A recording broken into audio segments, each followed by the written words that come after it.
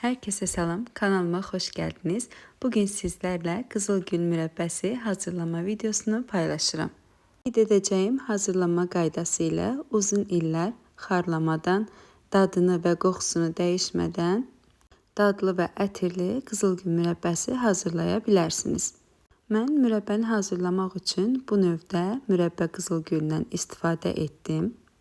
Çünki bu növün özünə məxsus gözəl qoxusu var. Qızılgüllərimizi dəydikdən sonra göstərəcəyim şəkildə təmizləyirik. Digər videolarımdan da xəbərdar olmaq istəsəniz kanalıma abunə olmağı və videomu bəyənməyi unutmayın. Dərdiyimiz qızılgülləri bu şəkildə təmizləyirik.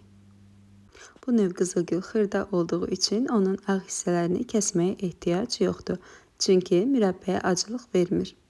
Mənim hazırladığım qızılgül miqdarı 140 qramdır.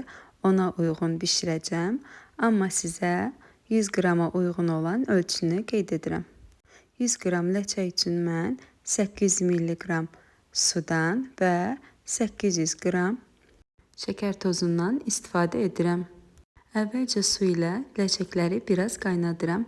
Bunu etməyimə səbəb şəkər tozunun çox qaynayıb xarlamasının qarşısını almaq üçündür.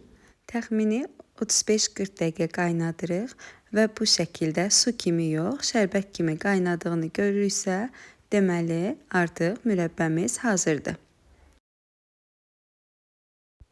Elə isti-isti yarım çay qaşığı limon duzunu da əlavə edib əriyənə qədər yaxşıca qarışdırırıq.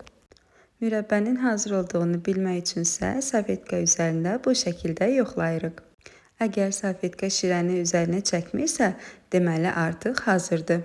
Kanalı izləməyi və videoları bəyənməyi unutmayın. Hər kəsə öncədən təşəkkürlər.